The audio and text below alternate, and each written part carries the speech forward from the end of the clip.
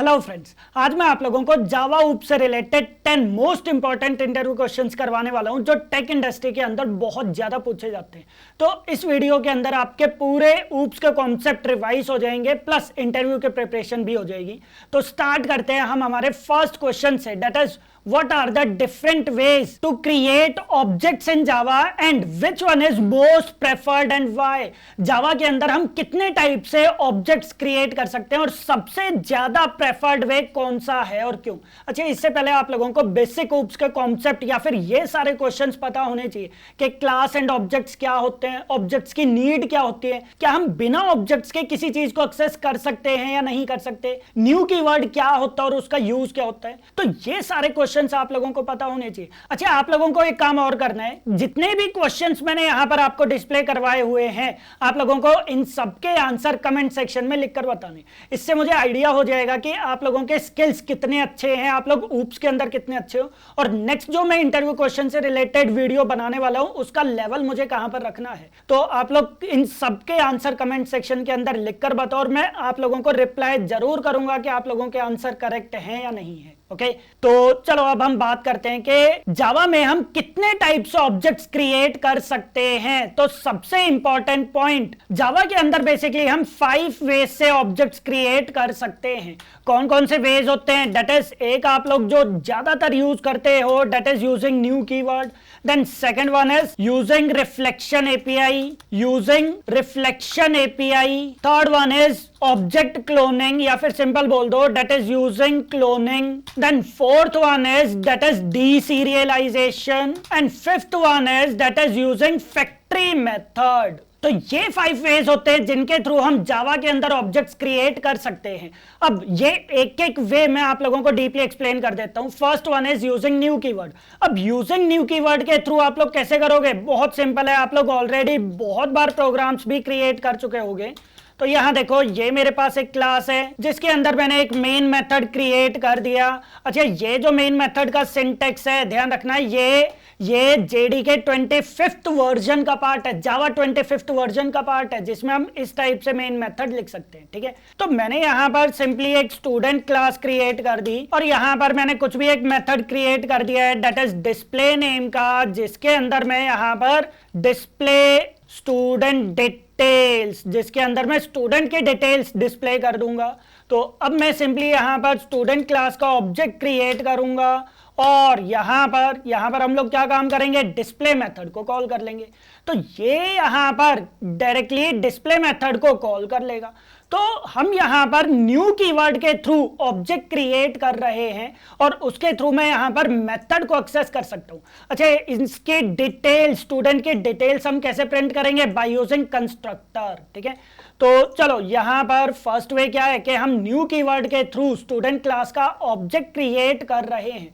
But इसका advantage क्या होता है? ध्यान रखना, अगर हम न्यू कीवर्ड के थ्रू ऑब्जेक्ट क्रिएट करते हैं तो एक तो ट्रेडिशनल वे जो ज्यादातर हम लोग 95% केसेस के अंदर हम लोग यूज करते हैं और ये फास्ट होता है। इस केस में हमेशा कंस्ट्रक्टर एग्जीक्यूट जरूर होता है। ध्यान रखना, कभी भी अगर हम न्यू कीवर्ड के थ्रू ऑब्जेक्ट क्रिएट करते हैं तो इस केस में हमेशा कंस्ट्रक्टर जरूर कॉल होता है। यहां देखो, यहां मैंने एक कंस्ट्रक्टर भी क्रिएट कर दिया जिसके अंदर मैं यहां पर स्टूडेंट का नेम प्रोवाइड कर देता हूं।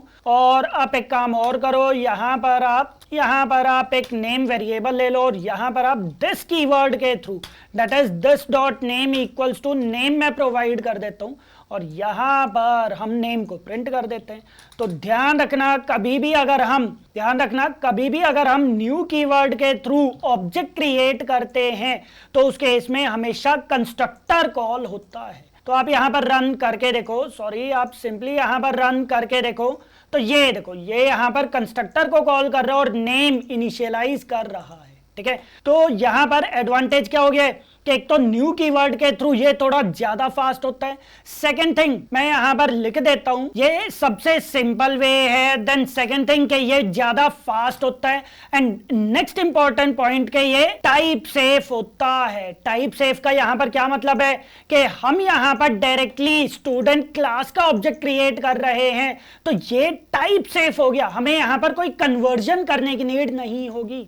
तो ये इसका सबसे बड़ा एडवांटेज होता है। ओके और लास्ट पॉइंट जो मैंने अभी आपको बताया था कि कंस्ट्रक्टर हमेशा कॉल होंगे, तो constructor is always called, constructor जो है वो हमेशा कॉल होंगे। ओके तो ये था हमारे पास फर्स्ट वे जिसके थ्रू मैं ऑब्जेक्ट क्रिएट कर सकता हूं। Then second one is using reflection API. ये वाला पार्ट हम लोग तब यूज करते हैं जब हमें कंपाइलेशन टाइम पर क्लास का नेम नहीं पता कि हमें किसका ऑब्जेक्ट क्रिएट करना है। तो मैं यहां पर लिख देता हूं that is used when we don't know the class name at compilation time.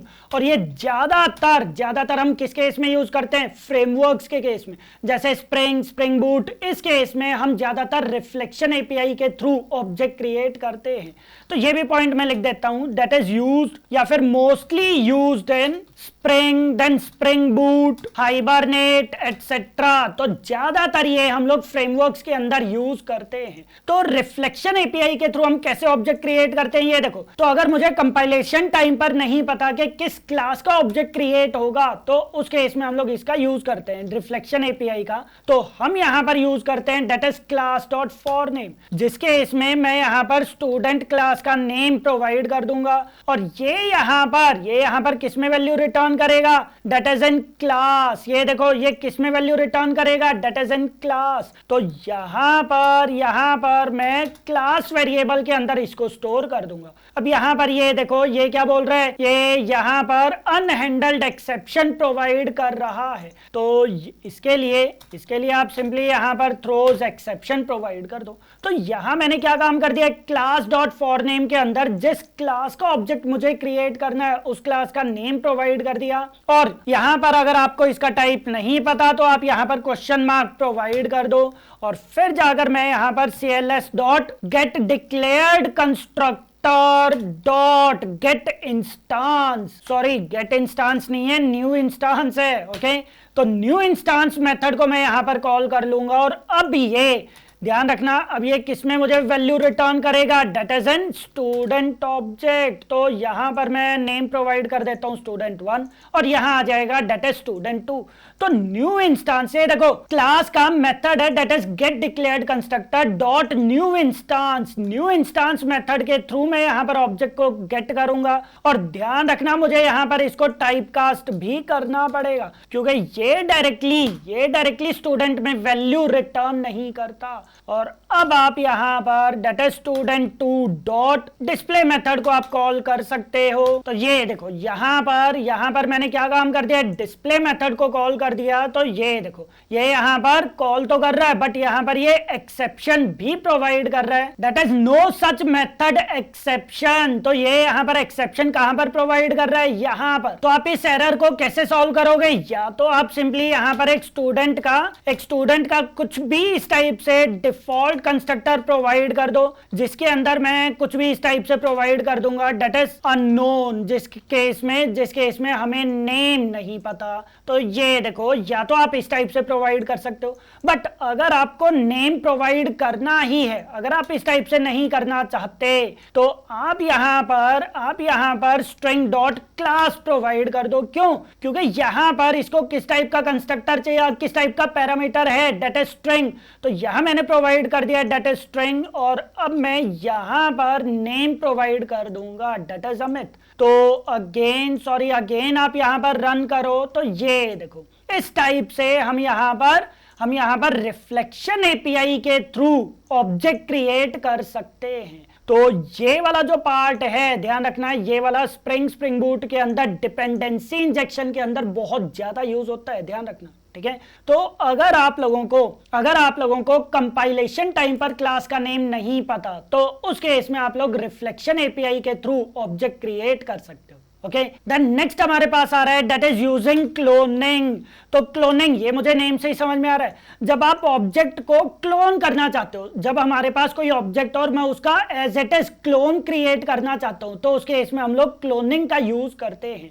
हालांकि ये वाला वे बहुत कम यूज होता है तो मैं यहां पर सिंपल बोल सकता हूं that is use to clone the object. Clone या फिर आप बोल दो that is use to create clone या फिर कॉपी कॉपी द ऑब्जेक्ट। अगर हम लोग ऑब्जेक्ट को कॉपी करना चाहते हैं तो उस केस में हम लोग क्लोनिंग का यूज कर सकते हैं। ठीक है, कैसे ये चीज देखो, यहां जो मैं यहां पर एक और जावा क्लास क्रिएट कर देता हूं मेन ऐप 2 के नेम से, और सिंपल मैं यहां पर कोई भी एक क्लास क्रिएट कर देता हूं दैट इज टेस्ट के नेम से, दैट इज क्लास टेस्ट 2 के नेम से कर देते हैं।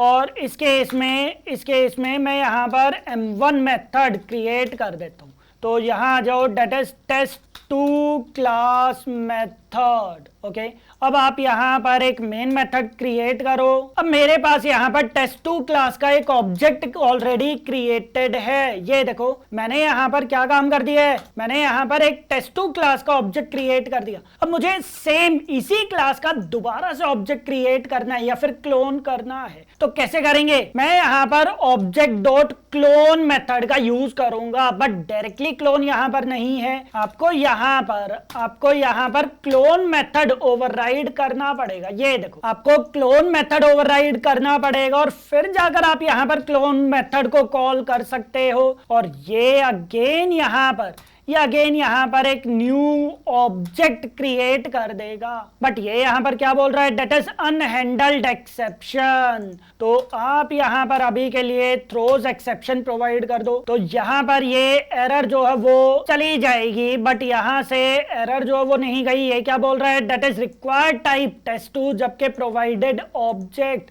तो हमें यहां पर test2 क्लास का ऑब्जेक्ट, सॉरी टाइपकास्ट, मुझे यहां पर test2 को टाइपकास्ट करवाना पड़ेगा। और अब मैं यहां पर मेथड को कॉल करवा सकता हूं। ये देखो, तो रन करो, हमारे पास ये देखो, ये यहां पर एरर प्रोवाइड कर रहा है। एरर ये क्या प्रोवाइड कर रहा है, that is java.lang.clone not supported exception के हमारी जो test2 क्लास है आप इसका क्लोन क्रिएट नहीं कर सकते। तो आप यहां पर अगर इसका क्लोन क्रिएट करना चाहते हो तो आप लोगों को क्लोनेबल इंटरफेस को इनहेरिट करना पड़ेगा। तो अब आप अगेन यहां पर रन करो, तो ये देखो, इस टाइप से हम यहां पर ऑब्जेक्ट का क्लोन क्रिएट कर सकते हैं। बट ध्यान देना ये चीज, ये यहां पर जो न्यू ऑब्जेक्ट क्रिएट कर रहा है ये एज इट इज इसका क्लोन क्रिएट कर रहा है, ये इंपॉर्टेंट पॉइंट है। और ध्यान एक और पॉइंट रखना है कि इसके इसमें कंस्ट्रक्टर कॉल नहीं होता। अगर आप यहां पर test2 क्लास का एक कंस्ट्रक्टर क्रिएट करते हो, मान लो यहां पर आपने एक कंस्ट्रक्टर क्रिएट कर दिया, दैट इज कंस्ट्रक्टर एग्जीक्यूटेड। तो अब आप चेक करो, रन करो, ध्यान से देखना, ये जो कंस्ट्रक्टर एग्जीक्यूट हुआ ये किसकी वजह से हुआ, because of this one. But इसकी वजह से दोबारा से कंस्ट्रक्टर एग्जीक्यूट नहीं हुआ। तो क्लोन के केस में हमें यहां पर क्लोनेबल इंटरफेस को इंप्लीमेंट करना पड़ता है। आप इसको ऊपर कंट्रोल प्लस क्लिक करो तो ये देखो, ये हमारे पास क्लोनेबल एक इंटरफेस है, इसको हमें इनहेरिट करना पड़ेगा और क्लोन मेथड को मुझे यहां पर ओवरराइड करना पड़ेगा। फिर जाकर मैं यहां पर इस टाइप से ऑब्जेक्ट को क्लोन कर सकता हूं। बट जिसका मुझे ऑब्जेक्ट क्लोन करना है वो ऑब्जेक्ट ऑलरेडी एग्जिस्ट होना चाहिए। तो ये है हमारे पास थर्ड वे जिसके थ्रू मैं ऑब्जेक्ट को क्लोन कर सकता हूं।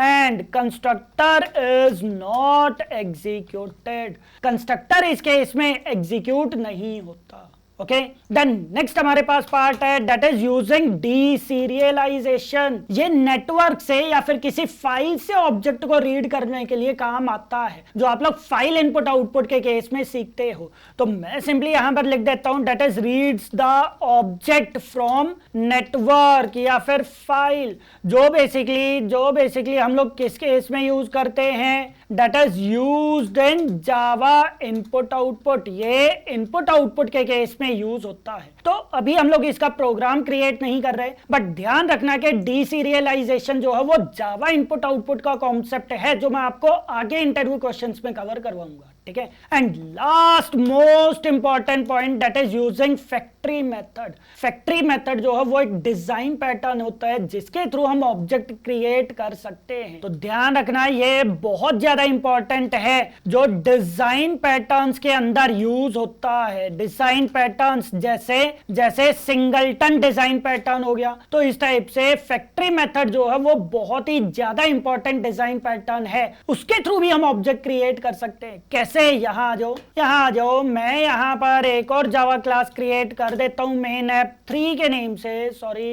यहाँ आ जाओ, डेट इज मेन ऐप 3 के नेम से मैं एक जावा क्लास क्रिएट कर देता हूँ और एक क्लास भी अगेन आप यहाँ पर क्रिएट कर दो, डेट इज टेस्ट 3 के नेम से। अब यहाँ देखो, मैं यहाँ पर जितने मर्जी ऑब्जेक्ट क्रिएट कर सकता हूँ। यहाँ देखो, मैंने यहाँ पर टेस्ट 3 का एक ऑब्जेक्ट क्रिएट कर दिया, यहाँ मैंने टेस्ट 3 का एक ऑब्जेक्ट क्रिएट कर दिया। सिमिलरली यहाँ पर मैं टेस्ट 3 का दूसरा ऑब्जेक्ट क्रिएट कर सकता हूँ। तो इस टाइप से जितने मर्जी ऑब्जेक्ट्स हम क्रिएट कर सकते हैं। आप सिंपली यहाँ पर एक मेथड क्रिएट कर दोगे, that is get test 3 object. कुछ भी हमने यहाँ पर मेथड का नेम प्रोवाइड कर दिया और ये किस में वैल्यू रिटर्न करेगा, ध्यान रखना, डेट इज इन टेस्ट 3। और यहाँ पर मैं रिटर्न करवा दूंगा डेट इज न्यू टेस्ट 3। तो यहाँ पर मैंने ऑब्जेक्ट क्रिएट कर दिया और उसी को मैंने रिटर्न कर दिया। अब नेक्स्ट स्टेप, हम यहाँ पर इसको स्टैटिक बना देंगे ताकि यहाँ पर इस टाइप से हमें कॉल करने की नीड ना हो। मैं डायरेक्टली यहाँ पर इस टाइप से मेथड को कॉल करूंगा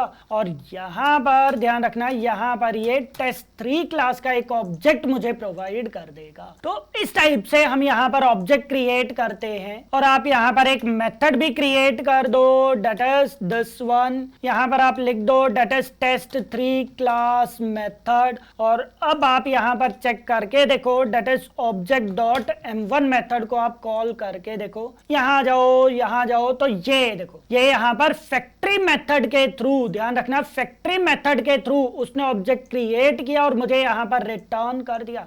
बट अभी यहाँ पर आप लोग सिंपल इस टाइप से भी ऑब्जेक्ट क्रिएट कर सकते हो। ये देखो, अभी आप यहाँ पर इस टाइप से भी ऑब्जेक्ट क्रिएट कर सकते हो। तो मुझे यहाँ पर इसको रिस्ट्रिक्ट करना है, तो आप यहाँ पर प्राइवेट कंस्ट्रक्टर क्रिएट कर दो। आप यहाँ पर प्राइवेट कंस्ट्रक्टर क्रिएट कर दो ताकि इस टाइप से मैं ऑब्जेक्ट क्रिएट ना कर सकूं। मैं हमेशा यहाँ पर फैक्ट्री मेथड के थ्रू ही हमेशा ऑब्जेक्ट को क्रिएट करूंगा। ओके, तो ये हमारे पास फिफ्थ वे होता है, डेट इज फैक्ट्री मेथड, जिसके थ्रू हम लोग ऑब्जेक्ट क्रिएट कर सकते हैं। तो ये थे हमारे पास 5 वेज जिसके थ्रू हम जावा के अंदर ऑब्जेक्ट्स क्रिएट कर सकते हैं। और इस केस में सबसे ज्यादा जो इंपॉर्टेंट है, ध्यान रखना, सबसे ज्यादा जो इंपॉर्टेंट है वो ये वाला पार्ट आता है कि हम न्यू कीवर्ड के थ्रू ऑब्जेक्ट क्रिएट कर सकते हैं। सेकेंड पार्ट हमारे पास आता है that is using factory method. Factory method के थ्रू भी हम बहुत बार ऑब्जेक्ट क्रिएट करते हैं। And then third one is using reflection API, जो हम फ्रेमवर्क्स के अंदर, जावा फ्रेमवर्क्स के अंदर बहुत ज्यादा यूज करते हैं। और ये दोनों जो पार्ट हैं, ये दोनों हम लोग थोड़ा सा कम यूज होते हैं, बट ये बाकियों से थोड़े से कम यूज होते हैं। ओके, तो ये 5 वेज आप लोगों को याद रखने हैं जिनके थ्रू हम जावा के अंदर ऑब्जेक्ट्स क्रिएट कर सकते हैं। ठीक है, ओके, अब हम आ जाते हैं नेक्स्ट क्वेश्चन पर। Can we create an object of a class inside the same class constructor? क्या मैं सेम क्लास के कंस्ट्रक्टर के अंदर सेम क्लास का ऑब्जेक्ट क्रिएट कर सकता हूं या नहीं कर सकता? और अगर हम कर सकते हैं तो उससे क्या फर्क पड़ेगा, और अगर नहीं कर सकते तो क्यों नहीं कर सकते? तो अगेन वीडियो को पॉज करो और इसका आंसर आप लोग मुझे कमेंट के अंदर बताओ कि क्या ऐसा हो सकता है या नहीं हो सकता। तो अब यहां देखो, इसका आंसर है डेट इज यस। हाँ जी, हम लोग कर सकते हैं। ध्यान रखना, हम लोग क्लास के अंदर, सेम क्लास के अंदर, सेम क्लास के कंस्ट्रक्टर के अंदर उसी क्लास का ऑब्जेक्ट क्रिएट कर सकते हैं, बट ये रन टाइम पर एरर प्रोवाइड कर देगा। कैसे? पहले तो आप ये चीज समझो, क्वेश्चन का मतलब क्या है। मैं यहाँ पर एक क्लास क्रिएट कर देता हूँ डेट इज मेन ऐप 4 के नेम से, जिसके अंदर अगेन मैं एक और क्लास क्रिएट कर देता हूँ डेट इज टेस्ट 4 के नेम से। और अब यहाँ पर मैंने टेस्ट 4 क्लास का एक कंस्ट्रक्टर क्रिएट कर दिया। अगेन मैं इसी क्लास का ऑब्जेक्ट क्रिएट कर रहा हूं। तो क्या होगा, यहां देखो इससे क्या फर्क पड़ेगा। जब मैं यहां पर टेस्ट 4 क्लास का ऑब्जेक्ट क्रिएट करता हूं, तो ये क्या करेगा, ये रन टाइम पर एरर प्रोवाइड कर देगा। बट एरर क्या होगा, ध्यान रखना, यहां पर ये कंस्ट्रक्टर को कॉल करेगा, यहां पर ये कंस्ट्रक्टर को कॉल करेगा और फिर से ये खुद के ही कंस्ट्रक्टर को कॉल कर लेगा। तो ये इनफाइनाइट टाइम्स चलता रहेगा, ये इनफाइनाइट टाइम्स चलता रहेगा और स्टैक ओवरफ्लो एरर ये प्रोवाइड कर देगा। ध्यान से देखो, ये देखो, ये यहां पर क्या बोल रहा है, that is stack overflow error. तो हम यहां पर इस टाइप से कर सकते हैं, ये कोई कंपाइलेशन एरर नहीं है, बट ये रन टाइम पर एरर प्रोवाइड कर सकता है। बट हाँ, आप इसे कंट्रोल जरूर कर सकते हो। आप इसे कंट्रोल कैसे करोगे, आप यहां पर इफ कंडीशन के थ्रू इसको कंट्रोल कर दो। जैसे हमारे पास यहां पर कोई भी एक स्टैटिक काउंट नेम का वेरिएबल है जिसकी वैल्यू है 0 और मैं इसके अंदर काउंट प्लस प्लस कर देता हूं और साथ ही मैं यहां पर कंडीशन प्रोवाइड कर देता हूं कि अगर काउंट की वैल्यू ग्रेटर देन और इक्वल्स टू 5 होती है तो उसके बाद वो ऑब्जेक्ट क्रिएट नहीं करेगा। तो ये देखो, इसने यहां पर कुछ भी आउटपुट प्रोवाइड नहीं की है। तो आप एक काम कर दो, आप यहां पर काउंट को ही प्रिंट कर दो, क्योंकि हम लोग एक बार देखेंगे तो सही कि क्या वो आउटपुट प्रोवाइड कर रहा है या नहीं कर रहा है। तो ये देखो, अभी उसने सिर्फ 0 प्रोवाइड किया है, तो मैं यहां पर इसको कंडीशन को कुछ इस टाइप से प्रोवाइड कर देता हूं। तो अब की बार चेक करना, ये देखो, ये यहां पर क्या काम कर रहा है, इस टाइप से ऑब्जेक्ट क्रिएट कर रहा है और उसके बाद वो ब्रेक कर रहा है। तो हम यहां पर 5 बार ऑब्जेक्ट क्रिएट कर सकते और उसके बाद ऑब्जेक्ट क्रिएट नहीं कर सकते। तो इस टाइप से हम लोग कंट्रोल जरूर कर सकते हैं, बट अगर आप डायरेक्टली इस टाइप से ऑब्जेक्ट क्रिएट करते हो तो वो रन टाइम एरर प्रोवाइड कर देगा। ओके, और आप इसके आगे प्रोवाइड कर दो, it will create class object in finite times and thus it will provide, वो क्या काम करेगा, it will provide run time error. कौन सा वो रन टाइम एरर प्रोवाइड करेगा, that is stack overflow error.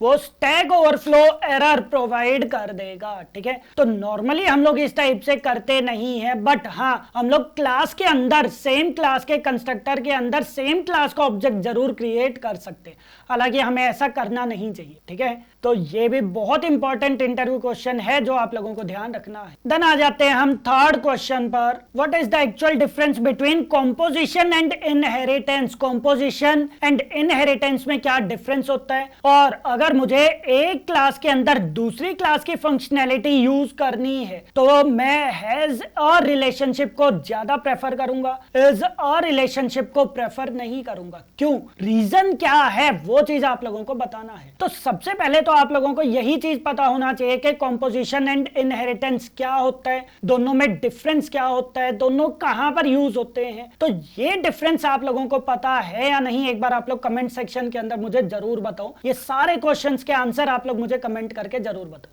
ठीक है, तो हम यहां पर सबसे पहले तो इनमें डिफरेंस समझते हैं कि इनमें डिफरेंस क्या है। देखो, कॉम्पोजिशन एंड सेकंड पार्ट हमारे पास है दैट इज इनहेरिटेंस।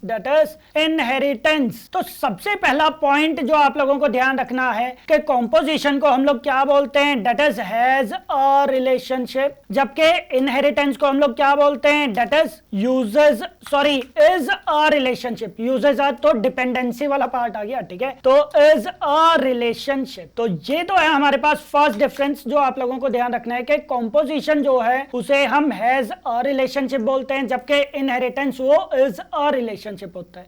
देन आ जाओ आप सेकंड पार्ट पर। कॉम्पोजिशन जो है वो हम लोग अचीव करते हैं दूसरी क्लास के अंदर ऑब्जेक्ट क्रिएट करके। तो मैं पहले यहां पर लिख देता हूं, फिर प्रोग्राम के थ्रू एक्सप्लेन करूंगा। दैट इज अचीव्ड यूजिंग, या फिर बाई करो, that is achieved by creating an object of another class. हम क्या काम करेंगे, दूसरी क्लास का ऑब्जेक्ट क्रिएट करके कॉम्पोजिशन को अचीव करेंगे। जबकि यहां पर इनहेरिटेंस हम कैसे अचीव करते हैं, that is by using x tends keyword. तो सिंपल मैं यहां पर बोल सकता हूं that is achieved bye x tends keyword. तो इसका क्या मतलब है वो चीज समझो। यहां आ जाओ, यहां पर मैं एक और जावा क्लास क्रिएट कर देता हूं दैट इज मेन ऐप 5 के नेम से, जिस केस में मैं यहां पर एक क्लास क्रिएट कर देता हूं दैट इज स्टूडेंट 5 के नेम से। अब यहां पर मेरे पास कोई भी एक मेथड है दैट इज डिस्प्ले नेम का मेथड है, जिसके अंदर मैं डिस्प्ले स्टूडेंट डिटेल्स, वो स्टूडेंट के डिटेल्स को डिस्प्ले कर देगा। ओके, तो तो ये हमारे पास स्टूडेंट क्लास आ जाएगी। और अब आप एक काम और करो, अब आप यहाँ पर एक क्लास और बना दो डेट इज एड्रेस 5 के नेम से। और यहाँ पर अगर मैं एड्रेस 5 का ऑब्जेक्ट क्रिएट करता हूं, ध्यान से समझना, अगर मैं यहाँ पर एड्रेस 5 का ऑब्जेक्ट क्रिएट करता हूं तो दिस इज कॉम्पोजिशन। इस पार्ट को हम लोग क्या बोलते हैं, डेट इज कॉम्पोजिशन, कि मैं एक क्लास के अंदर दूसरी क्लास का ऑब्जेक्ट क्रिएट कर रहा हूं, तो ये होता है कॉम्पोजिशन। जबकि इनहेरिटेंस क्या होता है, इनहेरिटेंस का मतलब होता है कि हम एक क्लास की प्रॉपर्टीज दूसरी क्लास के अंदर इनहेरिट करते हैं बाय यूजिंग एक्सटेंड्स कीवर्ड। तो यहाँ जो यहाँ पर मैं एक क्लास और क्रिएट कर देता हूं डेट इज मेन ऐप 6 के नेम से, जिस केस में मेरे पास एक क्लास है जैसे इंजन नेम की एक क्लास है और एक और क्लास है डेट इज कार नेम की। या फिर आप यहां पर एक काम करो, इंजन की जगह पर आप कर दो व्हीकल क्लास, ठीक है। तो क्लास कार जो है वो क्या काम करेगा, वो व्हीकल क्लास की प्रॉपर्टीज को अगर एक्सटेंड करता है, तो इस टाइप से अगर करता है तो this is known as is a relationship. यहां पर मैं लिख देता हूं डेट इज अ रिलेशनशिप। ये क्या है, डेट इज अ रिलेशनशिप। तो वही डिफरेंस मैंने आपको बताया कि कॉम्पोजिशन जो है वो कैसे अचीव होता है, हम एक क्लास के अंदर दूसरी क्लास का ऑब्जेक्ट क्रिएट करते हैं, जबकि इनहेरिटेंस के केस में हम एक्सटेंड्स कीवर्ड का यूज करते हैं, ठीक है।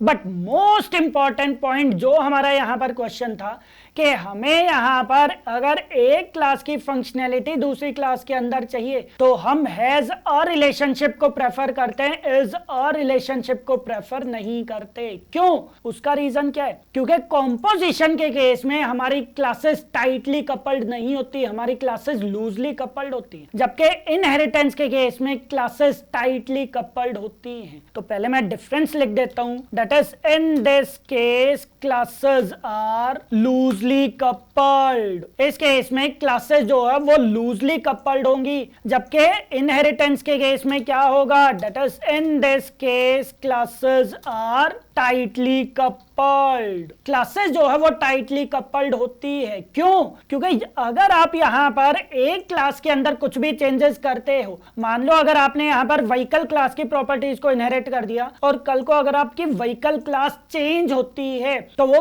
क्लास कार इस वाली क्लास के ऊपर भी इफेक्ट करेगा। अगर हमारे पास यहां पर स्कूटर नेम की क्लास है जो अगेन एक्सटेंड कर रहा है व्हीकल को, तो वो स्कूटर क्लास को भी इफेक्ट करेगा और कार क्लास को भी इफेक्ट करेगा। जबकि अगर आपके यहां पर एड्रेस चेंज होता है तो वो यहां पर क्लास को डायरेक्टली इफेक्ट नहीं करेगा। ये सबसे इंपॉर्टेंट पॉइंट है जो आप लोगों को ध्यान रखना है कि कंपोजिशन के केस में क्लासेस जो है वो लूजली कपल्ड होती हैं, एक दूसरे के ऊपर ज्यादा डिपेंड नहीं होती, जबकि इनहेरिटेंस के केस में क्लासेस एक दूसरे के ऊपर टाइटली कपल्ड होती हैं। तो इस वजह से इनहेरिटेंस हम लोग थोड़ा सा कम प्रेफर करते हैं। ऐसा नहीं है कि यूज नहीं करते, बट ध्यान रखना इनहेरिटेंस बड़ा सोच समझ के आप लोगों को यूज करना चाहिए, जबकि कॉम्पोजिशन वो बहुत ज्यादा अच्छा होता है। इसकी वजह से प्रोजेक्ट को इन फ्यूचर एक्सटेंड करना बहुत ज्यादा इजी हो जाता है, ठीक है। तो कॉम्पोजिशन के अपने एडवांटेज है, इनहेरिटेंस के अपने एडवांटेज है, बट अगर हम दोनों को कंपेयर करते हैं तो कॉम्पोजिशन जो है वो विन कर जाएगा, जबकि इनहेरिटेंस जो है वो लूज कर जाएगा। वो यूज नहीं होता, और यूज होता भी है तो बड़ा सोच समझ के आप लोगों को यूज करना है, ठीक है। तो ये था हमारे पास थर्ड क्वेश्चन, दैट इज के कॉम्पोजिशन एंड इनहेरिटेंस के केस में क्या डिफरेंस होता है और हैज अ रिलेशनशिप ज्यादा अच्छा क्यों होता है, ठीक है। देन आ जाते हैं हम नेक्स्ट क्वेश्चन पर। If a POJO class implements an interface और extends another class, does it still remain a POJO class. अगर कोई भी क्लास इंटरफेस को इंप्लीमेंट करता है या फिर क्लास को वो एक्सटेंड करता है तो क्या अभी भी वो पोजो क्लास है या नहीं है, और अगर पोजो क्लास है तो फिर Java bean class and POJO class में क्या डिफरेंस होता है। तो ये भी बहुत इंपॉर्टेंट इंटरव्यू क्वेश्चन है जो आप लोगों को पता होना चाहिए। आप लोगों को POJO class and Java bean class में डिफरेंस पता होना चाहिए। तो इनमें क्या डिफरेंस होता है आप लोग कमेंट करके मुझे जरूर बताओ। मैं आप लोगों को इंपॉर्टेंट पॉइंट्स में इसके इंपॉर्टेंट पॉइंट्स यहां पर बता देता हूं। तो यहां देखो, यहां आ जाएगी हमारे पास डेट इज पोजो क्लास और यहां आ जाएगा that is Java bean class. तो इन दोनों में क्या डिफरेंस होता है ध्यान रखना। अच्छा, सबसे पहले तो पोजो की फुल फॉर्म क्या होती है, that is plain old Java object. Plain old Java object. तो मैं यहां पर मैं फुल फॉर्म भी लिख देता हूं, that is plain old Java object. तो ये इसकी फुल फॉर्म हो जाएगी। तो पोजो क्लास जो है, ध्यान रखना, पोजो क्लास जो है वो एक सिंपल जावा क्लास होती है। पोजो क्लास जो है वो सिंपल जावा क्लास होती है, जबकि जावा बीन क्लास जो है वो एक स्पेशल टाइप की पोजो क्लास होती है। तो मैं यहां पर पॉइंट लिख देता हूं, that is it is simple Java class. ये एक सिंपल जावा क्लास होती है, जबकि जावा बीन क्लास क्या होती है, that is it is special POJO class. Java bean class जो है वो एक स्पेशल टाइप की पोजो क्लास होती है। स्पेशल क्यों होती है? क्योंकि वो कुछ रूल्स को फॉलो करता है, जबकि पोजो क्लास के कोई स्ट्रिक्ट रूल्स नहीं होते। तो मैं यहां लिख देता हूं, that is it does not follows any strict rules. वो कोई स्ट्रिक्ट रूल्स को फॉलो नहीं करता, जबकि जावा बीन क्लास जो है वो रूल्स को फॉलो करता है। That is it follows the strict rules. वो कुछ रूल्स को फॉलो करता है, जिसे हम नॉर्मली क्या बोलते हैं, that is Java bean conventions. वो कुछ जावा बीन कन्वेंशंस को फॉलो करता है, या फिर बोल सकते हो कि वो कुछ रूल्स को फॉलो करता है, और उसी वजह से वो स्पेशल पोजो क्लास में काउंट होता है। ठीक है, तो ये बहुत इंपॉर्टेंट पॉइंट है कि पोजो क्लास जो है वो किसी भी रूल को फॉलो नहीं करता, जबकि जावा बीन क्लास जो है वो स्ट्रिक्ट रूल्स को फॉलो करता है। अब वो कौन कौन से रूल्स हैं, यहां आ जाओ। इस केस में हम लोग फील्ड्स को पब्लिक या फिर प्राइवेट बना सकते हैं, that is fields can be public and private. जबकि यहां पर अगर हम इस केस की बात करें तो फील्ड्स कैन नॉट बी, ध्यान रखना, कैन नॉट बी पब्लिक और प्राइवेट। जावा बीन के केस में फील्ड्स जो है वो पब्लिक या फिर प्राइवेट नहीं हो सकते। Then next point, POJO class के केस में getter and setter method create करना कंपलसरी नहीं है। That is it's not compulsory to create getters and setters. POJO class के केस में getter and setter methods create करना कंपलसरी नहीं है, जबकि इस केस में कंपलसरी होता है। It's compulsory to create getters and setters. Java bean के केस में हमें public getter and setter methods create करना कंपलसरी होता है। देन नेक्स्ट रूल, ध्यान रखना, इसके अंदर तो कोई भी रूल नहीं है। इसके इसमें हम लोग कंस्ट्रक्टर क्रिएट कर भी सकते हैं और नहीं भी क्रिएट कर सकते। That is no argument constructor is optional. जबकि अगर हम इसकी बात करते हैं तो no argument constructor is mandatory. Java bean class के केस में हमें नो का आर्ग्यूमेंट कंस्ट्रक्टर क्रिएट करना जरूरी है, ध्यान रखो। इस केस में हमेशा नो आर्ग्यूमेंट कंस्ट्रक्टर होना चाहिए। तो ये कुछ इंपॉर्टेंट डिफरेंस हैं POJO class and Java bean class के में, जो आप लोगों को पता होने चाहिए। Okay,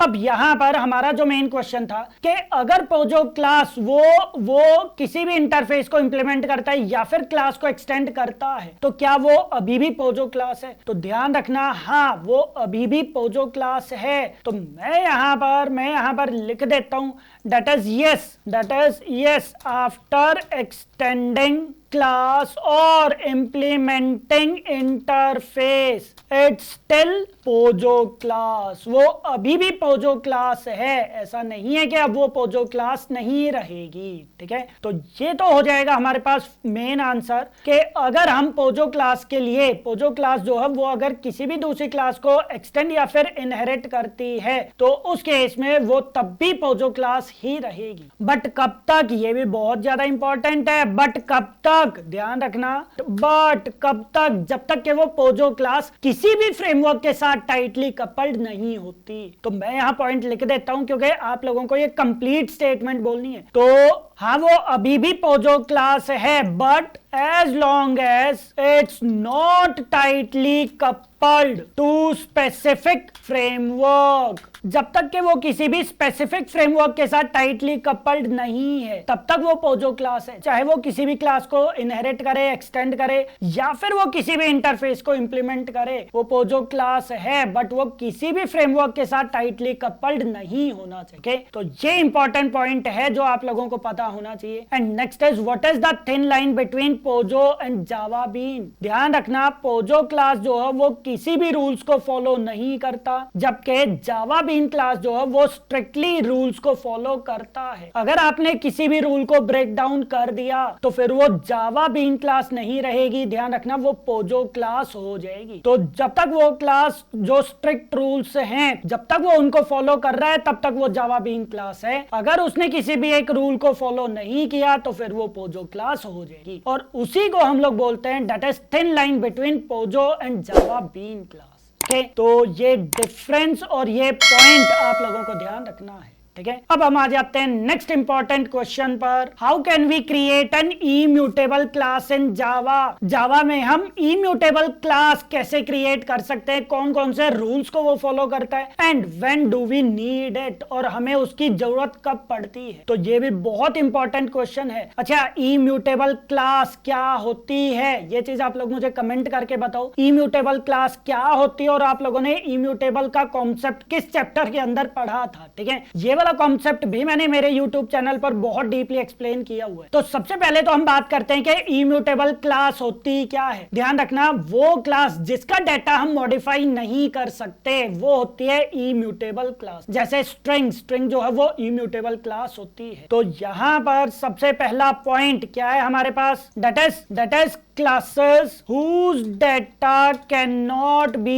changed are known as immutable class, या फिर जिनका डाटा मॉडिफाई नहीं हो सकता वो क्लास इम्यूटेबल क्लास होती है। बट इसके कुछ रूल्स होते हैं। अगर आप इम्यूटेबल क्लास खुद से क्रिएट करना चाहते हो तो आप लोगों को कुछ रूल्स फॉलो करने पड़ेंगे। कौन कौन से रूल्स हैं? Most important point that is make the class final. हम लोगों को क्लास जो है वो फाइनल क्लास क्रिएट करनी पड़ेगी। फाइनल क्लास कौन सी होती है? वो क्लास जो कभी भी इनहेरिट नहीं हो सकती, तो वो क्लास फाइनल क्लास होती है। तो हमेशा इम्यूटेबल क्लास जो है वो फाइनल क्लास होनी चाहिए। जैसे स्ट्रिंग्स जो है वो फाइनल क्लास होती है। क्यों? क्योंकि वो इम्यूटेबल क्लास होती है। देन सेकेंड रूल, जितने भी फील्ड्स हैं हम लोग उनको प्राइवेट एंड फाइनल क्रिएट करते हैं। तो make all fields private and final. हम हमेशा वेरिएबल्स को या फिर फील्ड्स को प्राइवेट बनाएंगे और उनको फाइनल क्रिएट करेंगे। Then next point that is हम लोग जो फील्ड्स हम लोग क्रिएट कर रहे हैं उन्हें हम कंस्ट्रक्टर के थ्रू इनिशियलाइज करेंगे। तो इनिशियलाइज फील्ड्स यूजिंग कंस्ट्रक्टर। हम लोग कंस्ट्रक्टर के थ्रू वेरिएबल्स को या फिर फील्ड्स को इनिशियलाइज करेंगे। देन नेक्स्ट पॉइंट, कभी भी सेटर मेथड्स आप लोगों को क्रिएट नहीं करने, क्योंकि सेटर मेथड जो है वो फील्ड्स को मॉडिफाई करवाने के लिए काम आ रहे हैं। तो अगर आपने सेटर मेथड ही बना दिए तो आपके फील्ड्स तो वैसे भी चेंज हो जाएगी। तो मैं यहां पर बोल देता हूं, अच्छा फील्ड्स आपके ऑलरेडी प्राइवेट एंड फाइनल है तो डाटा तो चेंज होगा नहीं, बट अगर आप सेटर मेथड क्रिएट कर देते हो तो उसका कोई यूज भी नहीं रहेगा। तो यहां आप सिंपल लिख दो that is don't create setter method. Setter methods जो है वो हमें क्रिएट नहीं करने। And then last point, create only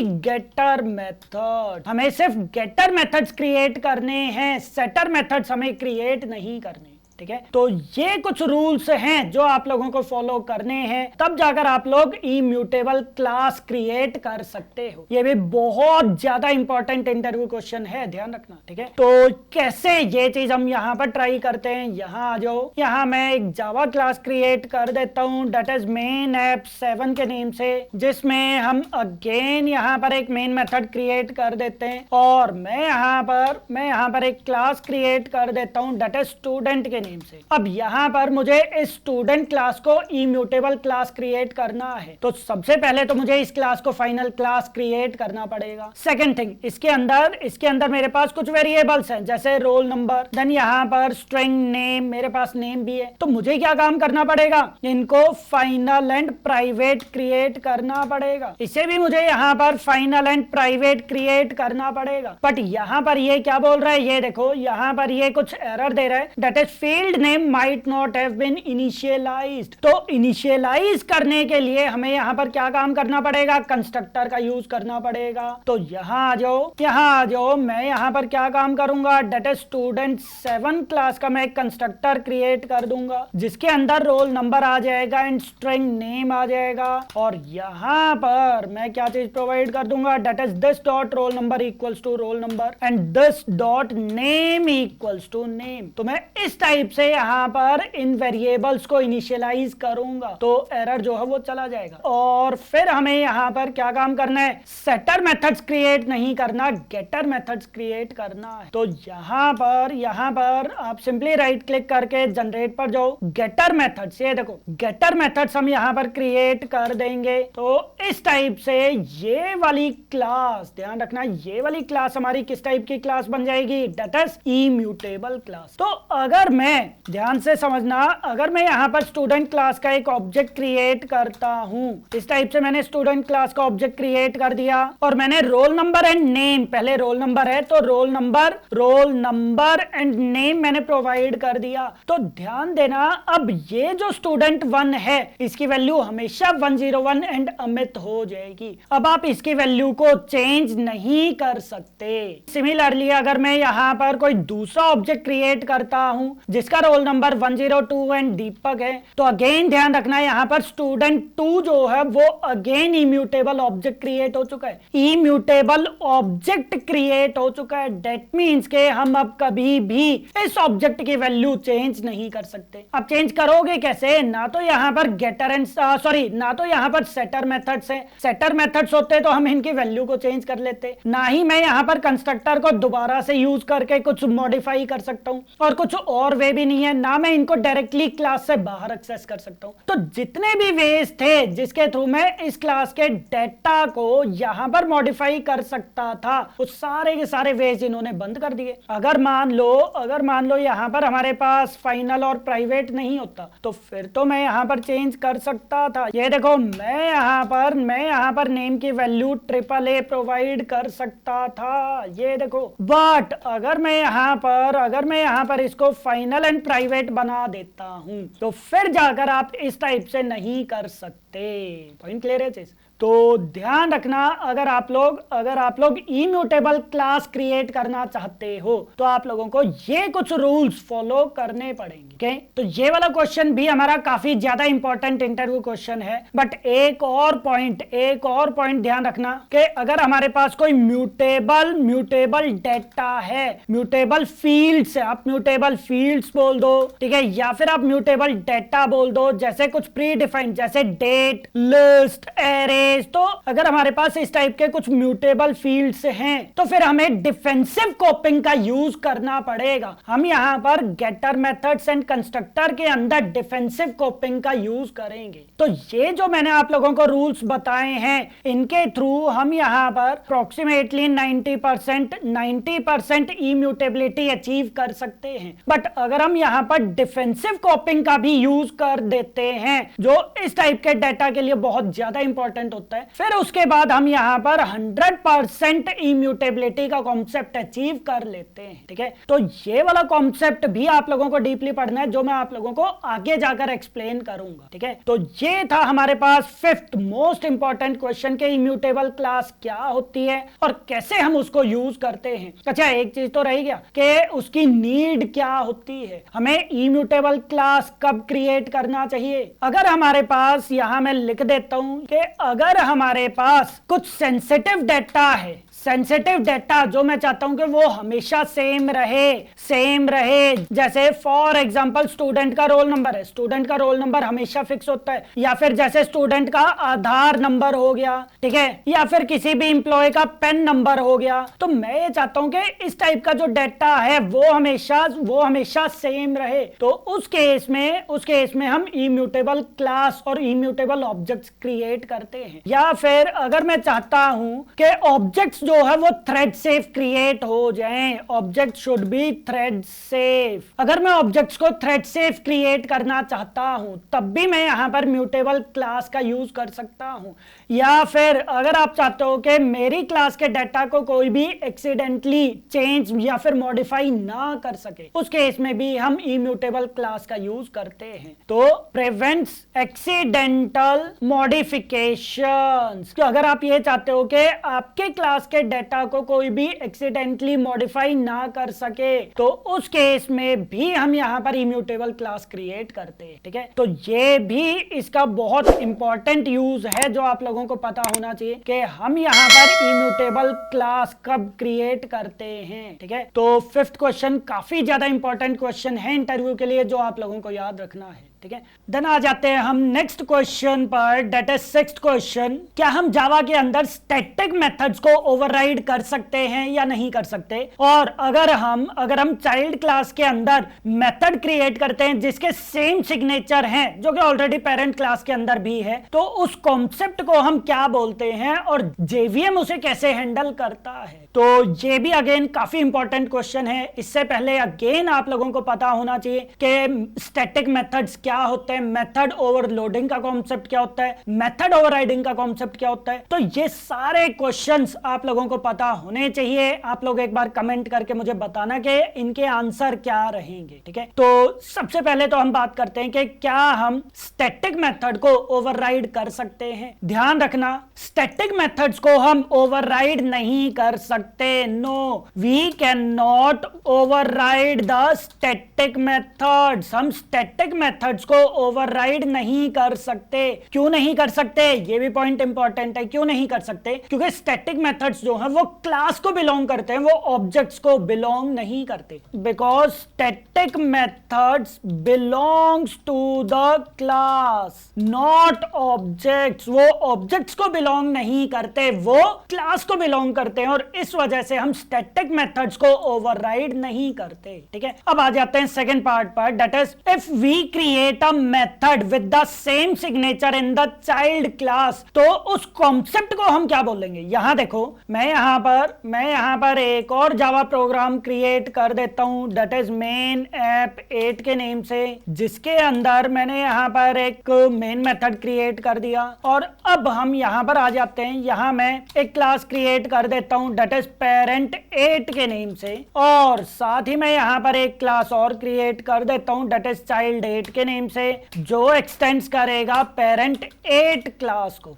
तो हमारे पास यहाँ पर ये पेरेंट क्लास है, ये चाइल्ड क्लास है। अब मेरे पास यहाँ पर एक मेथड आ गया है दैट इज M1 के नेम से, जो यहाँ पर प्रिंट करवा रहा है that is method in parent class. Parent class के अंदर मेथड है, और ये वाला मेथड मैंने बना दिया स्टैटिक मेथड। अब मैं इस वाले मेथड को ओवरराइड करना चाहता हूँ, मैं इस मेथड को ओवरराइड करना चाहता हूँ। तो ये देखो, मैंने सेम मेथड नेम प्रोवाइड कर दिया, सेम मेथड नेम है, सेम सिग्नेचर हैं, डिफरेंट क्लासेस के अंदर हैं, प्लस इज अ रिलेशनशिप भी है। तो ये सारे के सारे रूल्स वो फॉलो कर रहा है। बट अगर ये वाला मेथड स्टैटिक मेथड नहीं है, ध्यान से समझो, अगर ये वाला मेथड स्टैटिक मेथड नहीं है तो फिर मैं ओवरराइड लिख सकता हूं। बट अगर ये वाला मेथड स्टैटिक मेथड हुआ तो ध्यान देना, ये वाला जो मेथड है ये अब ओवरराइड नहीं हुआ। ये देखो, ये वाला मेथड अब ओवरराइड नहीं हुआ, हमें इसे भी स्टैटिक बनाना पड़ेगा। तो ध्यान रखना, हम लोग कभी भी स्टैटिक मेथड्स को ओवरराइड नहीं कर सकते। बट अगर आप इस टाइप से प्रोवाइड करते हो तो इस कॉन्सेप्ट को हम लोग क्या बोलते हैं? ध्यान रखना, इस कॉन्सेप्ट को हम बोलते हैं मेथड हाइडिंग। ये बहुत इंपॉर्टेंट इंटरव्यू क्वेश्चन है, ध्यान रखना। इस कॉन्सेप्ट को हम लोग क्या बोलते हैं? That is if the child class declares static method with same signature, then it is known as method hiding। उसे हम क्या बोलेंगे? that is method hiding। ये वाला जो कॉन्सेप्ट है this is method hiding। अब method hiding है तो ये किस टाइप से काम करेगा, ध्यान से समझना। मैं अगर यहाँ पर एक काम और कर दो, यहाँ प्रोवाइड कर दो that is child class, तो यहाँ पर अगर मैं पेरेंट क्लास का ऑब्जेक्ट क्रिएट करता हूँ, ये देखो मैंने पेरेंट क्लास का ऑब्जेक्ट क्रिएट कर दिया एंड मैंने यहाँ पर m1 मेथड को कॉल किया, तो obj1.m1 मैंने यहाँ पर m1 मेथड को कॉल कर दिया। सिमिलरली मैंने यहाँ पर चाइल्ड क्लास का ऑब्जेक्ट क्रिएट कर दिया, ये देखो मैंने यहाँ पर चाइल्ड क्लास का ऑब्जेक्ट क्रिएट कर दिया और यहाँ पर मैंने m1 नेम के मेथड को अगेन कॉल कर दिया और अब मैं यहाँ पर पेरेंट क्लास का ऑब्जेक्ट क्रिएट कर रहा हूँ, मींस पेरेंट क्लास का रेफरेंस क्रिएट कर रहा हूँ, पेरेंट क्लास का मैं रेफरेंस क्रिएट कर रहा हूँ और मैं यहाँ पर चाइल्ड क्लास का ऑब्जेक्ट प्रोवाइड कर रहा हूँ और उसके अंदर मैंने यहाँ पर m1 मेथड को कॉल किया। ये देखो इस केस में वो m1 मेथड किसके मेथड को कॉल करेगा? पेरेंट क्लास के मेथड को। इसमें वो कौन से मेथड को कॉल करेगा? चाइल्ड क्लास के मेथड को। और इस केस की अगर हम बात करें तो ये किसके मेथड को कॉल करेगा? पेरेंट क्लास के मेथड को। यहाँ आ जाओ, आप इसे रन करके देखो। सो ये देखो सबसे पहले पेरेंट क्लास के मेथड को कॉल कर रहा है, फिर चाइल्ड क्लास के मेथड को, फिर पेरेंट क्लास के मेथड को। तो यहाँ पर ये किसको कॉल कर रहा है? पेरेंट क्लास के मेथड को कॉल कर रहा है, चाइल्ड क्लास के मेथड को कॉल नहीं कर रहा। जबकि अगर आप मेथड ओवरराइडिंग का यूज करते प्रॉपर, अगर ये स्टैटिक नहीं होता, मेथड ओवरराइडिंग का यूज करके अगर आप इस टाइप से कॉल करते तो वो चाइल्ड क्लास के मेथड को कॉल करता। पॉइंट क्लियर है चीज? तो इस कॉन्सेप्ट को हम लोग क्या बोलते हैं? That is method hiding. Okay, हालांकि हम लोग यहाँ पर m1 मेथड को डायरेक्टली पेरेंट क्लास या फिर चाइल्ड क्लास के थ्रू कॉल करते हैं, ठीक है, क्योंकि स्टैटिक मेथड है और स्टैटिक मेथड क्लास को बिलोंग करता है और क्लास के थ्रू ही मैं डायरेक्टली मेथड को कॉल कर सकता हूं, ठीक है, कर सकता हूं भी नहीं है, करता हूं, ठीक है, पेरेंट क्लास के थ्रू ही मैं डायरेक्टली उसको कॉल करता हूं। ओके, तो यहां पर ध्यान रखना कि हम स्टैटिक मेथड्स को ओवरराइड नहीं कर सकते और अगर हम चाइल्ड क्लास के अंदर सेम सिग्नेचर के मेथड क्रिएट कर देते हैं तो उसे हम क्या बोलते हैं? दैट इज मेथड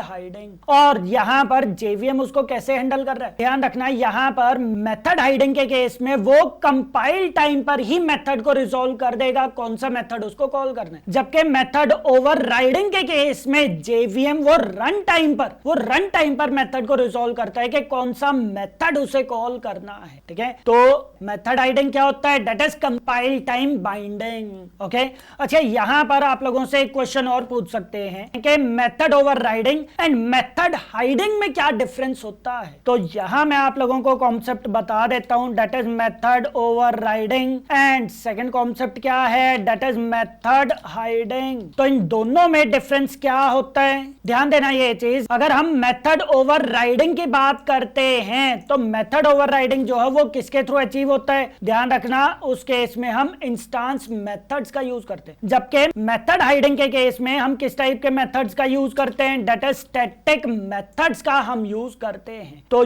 ये वाला पॉइंट सबसे इंपॉर्टेंट पॉइंट है। Then next point, method overriding जो है वो क्या होता है? That is run time binding. जबकि मेथड हाइडिंग की अगर हम बात करें तो ये क्या होता है? That is compile time binding, ठीक है। देन नेक्स्ट पॉइंट की अगर हम बात करते हैं मेथड ओवरराइडिंग के केस में मेथड्स जो रिजॉल्व होते हैं वो ऑब्जेक्ट टाइप के बेसिस पर रिजॉल्व होते हैं। तो यहां पर आप बोल सकते हो that is based on object type. Methods जो है वो ऑब्जेक्ट टाइप के बेसिस पर रिजॉल्व होते हैं, जबकि अगर हम मेथड हाइडिंग की बात करते हैं तो ये किसके बेसिस पर रिजॉल्व होंगे? That is based on class, या फिर आप बोल दो दैट इज रेफरेंस टाइप। इस केस में मेथड हाइडिंग के केस में वो यहां पर रेफरेंस के अकॉर्डिंग मेथड को रिजॉल्व करता है, ठीक है। एंड देन लास्ट पॉइंट जो आप लोग यहां पर बोल सकते हो कि मेथड ओवरराइडिंग के केस में run time polymorphism is achieved. Method overriding के केस में ध्यान रखना, मेथड ओवरराइडिंग के केस में रन टाइम पॉलीमॉर्फिज्म अचीव होता है, जबकि अगर हम यहां पर बात करें तो यहां यहाँ पर पॉलीमॉर्फिज्म अचीव नहीं होता, polymorphism is not achieved, polymorphism जो है वो अचीव नहीं होता। तो ये कुछ इंपॉर्टेंट डिफरेंसेस हैं जो आप लोगों को method over riding and method hiding में याद रखने हैं, ठीक है। तो difference between method over loading and method over riding ये भी इंपॉर्टेंट है, plus method over riding and method hiding में क्या डिफरेंस है ये भी बहुत ज्यादा इंपॉर्टेंट है, ओके, ठीक है। देन हम आ जाते हैं नेक्स्ट क्वेश्चन पर, that is method over riding के लिए रिटर्न टाइप्स के लिए क्या क्या रूल्स बनाए गए हैं। ध्यान रखना, मेथड ओवर राइडिंग के केस में रिटर्न टाइप्स अगर हम यूज करते हैं, अगर रिटर्न टाइप्स अलग होते हैं तो उनके लिए क्या क्या रूल्स हैं वो भी बहुत ज्यादा इंपॉर्टेंट है, जिन्हें हम कोवेरेंट रिटर्न टाइप्स भी बोलते हैं। तो उसके लिए क्या क्या स्ट्रिक्ट रूल्स हैं वो आप लोगों को बताने हैं। तो पहले तो मैं आप लोगों को प्रोग्रामिंग पार्ट के थ्रू ये चीज एक्सप्लेन करता हूं। यहां आ जाओ, मेरे पास यहां पर एक क्लास है दैट इज मेन ऐप 9 के नेम से, जिसके अंदर मैंने एक मेन मेथड क्रिएट कर दिया, और यहां मैं एक क्लास क्रिएट कर देता हूं दैट इज ट्रिपल ए 9 के नेम से। सिमिलरली यहां मैं एक और क्लास क्रिएट कर देता हूं दैट इज ट्रिपल बी 9 के नेम से। तो हमारे पास यहां पर दो क्लास है, या फिर आप एक काम करो, आप पेरेंट 9 कर दो और यहां पर आप कर दो दैट इज चाइल्ड 9 के नेम से। तो ये हमारे पास दो क्लासेस हैं। इसके अंदर हमारे पास एक m1 नेम का मेथड आ गया, और यहां पर ये एक्सटेंड्स कर रहा है दैट इज पेरेंट 9 को, और यहां पर भी हमारे पास m1 नेम का मेथड आ गया। तो ये देखो, ये वाला मेथड यहां पर ओवरराइड हो सकता है, कोई प्रॉब्लम नहीं है। तो अगर यहां पर सेम टाइप है, ध्यान देना, अगर हमारे पास सेम टाइप है, मैं यहां पर लिख देता हूं that is rules for method overriding regarding return types. तो रिटर्न टाइप्स के लिए सबसे पहला रूल क्या है, that is parent class and child class methods can have same return type. उनके सेम रिटर्न टाइप हो सकते हैं, जैसे यहां पर सेम रिटर्न टाइप है, कोई इशू नहीं है। तो ये वाला प्रोग्राम बिल्कुल करेक्ट है, ये मेथड ओवरराइडिंग का कॉन्सेप्ट आ गया, ठीक है।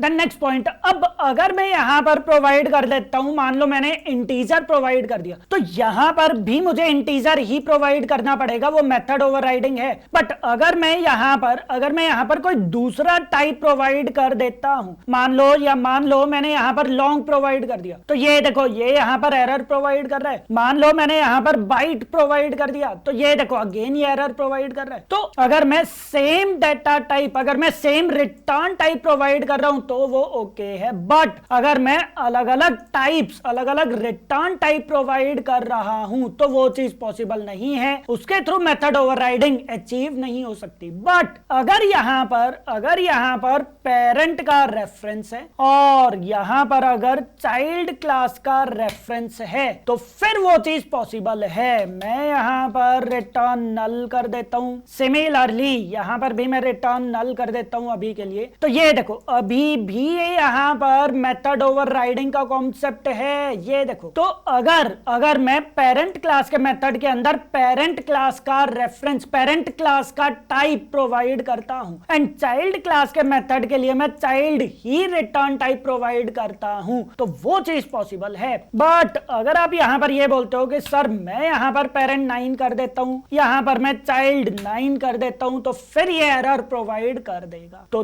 ध्यान रखना, इस टाइप के केसेस में हम हमेशा पेरेंट क्लास के मेथड के लिए कोई भी पेरेंट क्लास का रेफरेंस प्रोवाइड कर सकते हैं, और चाइल्ड क्लास के मेथड के लिए मैं कोई भी चाइल्ड क्लास ही मैं as a return type provide कर सकता हूं। जरूरी नहीं है कि वो यहीं पर ही होगा। मान लो मेरे पास यहां पर A9 नेम की क्लास है, मैं इसको थोड़ा छोटा बना देता हूं, तो इस टाइप से A9 नेम की क्लास है, और यहां पर एक और क्लास है दैट इज B9 जो एक्सटेंड्स कर रहा है दैट इज A9 को, और मैं यहां पर, ध्यान रखना, मैं यहां पर A9 प्रोवाइड करके मैं यहां पर B9 प्रोवाइड कर सकता हूं। क्यों? क्योंकि ये जो है ये पेरेंट है, और B9 वो क्या है, दैट इज चाइल्ड क्लास। तो मैं चाइल्ड क्लास के मेथड के अंदर प्रोवाइड कर सकता हूं as a return type, and parent class के अंदर पेरेंट क्लास ही मैं रिटर्न टाइप प्रोवाइड करता हूं। तो इस टाइप से हम यहां पर मेथड ओवरराइडिंग अचीव कर सकते हैं, जिसे हम क्या बोलते हैं, दैट इज कोवेरेंट रिटर्न। तो यहां पर सेकंड पॉइंट जो आप लोगों को ध्यान रखना है है that is parent class method can have parent class return type and child class method can have child class return type. तो चाइल्ड क्लास के लिए, चाइल्ड क्लास के मेथड के लिए मैं चाइल्ड क्लास को ही return type as a return type use कर सकता हूं, और इस कॉन्सेप्ट को हम लोग क्या बोलते हैं, that is covariant return type. Okay, जबकि अगर हम बात करें प्रिमिटिव टाइप की, तो we can not provide different primitive data types as return type. हम दोनों मेथड्स के केस में अलग अलग प्रिमिटिव डेटा टाइप्स प्रोवाइड नहीं कर सकते। क्लियर है? एंड लास्ट पॉइंट, एक और पॉइंट के हम अलग अलग क्लासेस भी प्रोवाइड नहीं कर सकते। मान लो यहां पर B9 और A9 के बीच में कोई भी रिलेशनशिप है, तो हम इस टाइप से भी प्रोवाइड नहीं कर सकते। तो अगेन यहां पर एक और पॉइंट जो ध्यान रखना है, that is we can not provide unrelated class as return type. हम लोग अनरिलेटेड क्लास, जो क्लासेस जिनके बीच में कोई डिफरेंस ही नहीं है, हम उनको as a return type provide नहीं कर सकते। तो ये रूल्स हैं मेथड ओवरराइडिंग के रिटर्न टाइप्स के लिए, जो आप लोगों को ध्यान रखने हैं। इसी क्वेश्चन को कई बार घुमा फिरा कर भी पूछा जाता है। जैसे मान लो यहां पर मैंने प्रोवाइड कर दिया है ऑब्जेक्ट, और यहां मैंने प्रोवाइड कर दिया है डेटा स्ट्रिंग। तो क्या ये सही है? तो ये देखो, ये बिल्कुल करेक्ट है। क्यों? क्योंकि ऑब्जेक्ट जो है वो पेरेंट क्लास होती है स्ट्रिंग के लिए। अच्छा सर, क्या मैं यहां पर इंटीजर प्रोवाइड कर सकता हूं? तो ये देखो, बिल्कुल हम लोग कर सकते हैं। बट अगर आप यहां पर स्ट्रिंग प्रोवाइड करते हो, नीचे आप इंटीजर प्रोवाइड करते हो, तो इन दोनों में कोई भी रिलेशनशिप नहीं है, ये दोनों अनरिलेटेड क्लास हैं, तो इस टाइप से हम प्रोवाइड नहीं कर सकते। ठीक है, तो आप हमेशा यहां पर रिलेटेड क्लास ही यूज करोगे, तो पेरेंट एंड चाइल्ड ही आप लोग प्रोवाइड कर सकते हो, या फिर आप लोग सेम रिटर्न टाइप प्रोवाइड करो। और अगर आप पेरेंट क्लास पार्ट इस टाइप से प्रोवाइड करते हो, तो इसे हम बोलते हैं कोवेरेंट रिटर्न टाइप।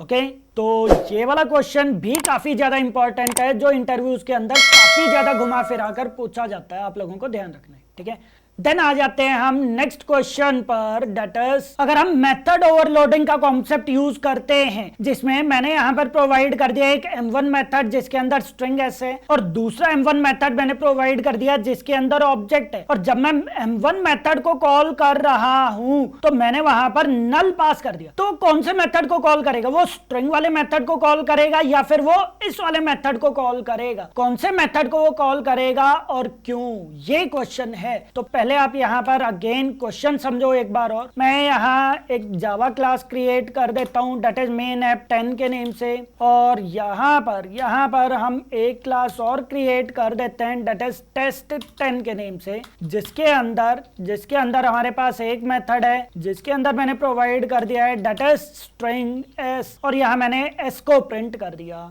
सिमिलरली मैंने यहां पर एक मेथड और क्रिएट कर दिया, जिसके अंदर मैंने पास करवा दिया दैट इज ऑब्जेक्ट ओ, और इसके अंदर मैं ऑब्जेक्ट ओ को प्रिंट कर देता हूं। अब यहां पर मैंने मेन मेथड क्रिएट किया, और यहां पर मैंने टेस्ट 10 का ऑब्जेक्ट क्रिएट कर दिया, दैट इज दिस वन, और अब मैं मेथड को कॉल कर रहा हूं, दैट इज M1 मेथड को कॉल कर रहा हूं, तो मैंने पास करवा दिया नल। अब ये जो नल है, ये इस वाले मेथड को कॉल करेगा या फिर ये इसको कॉल करेगा? दैट मींस कि ये जो नल वैल्यू है वो कौन से मेथड को, सिंपल सी बात यही है कि वो कौन से वाले मेथड को कॉल करेगा? वो इस वाले M1 मेथड को कॉल करेगा या फिर इस वाले M1 मेथड को कॉल करेगा? ध्यान रखना, ये हमेशा कौन से मेथड को कॉल करेगा, दैट इज दिस वन। आप यहां पर एक बार इसे रन करके देखो, तो ये देखो, यहां मैं प्रोवाइड कर देता हूं दैट इज स्ट्रिंग, और यहां मैं प्रोवाइड कर देता हूं दैट इज ऑब्जेक्ट, तो अगेन आप इसे रन करके देखो, तो ये देखो, वो यहां पर किसको कॉल कर रहा है, दैट इज स्ट्रिंग वाले मेथड को कॉल कर रहा है। अब क्वेश्चन यहां पर ये है कि उसने इसी मेथड को कॉल क्यों किया है? क्योंकि यहां पर अगर हम बात करें नल की, तो नल के लिए सबसे स्पेसिफिक पार्ट कौन सा रहेगा, दैट इज स्ट्रिंग।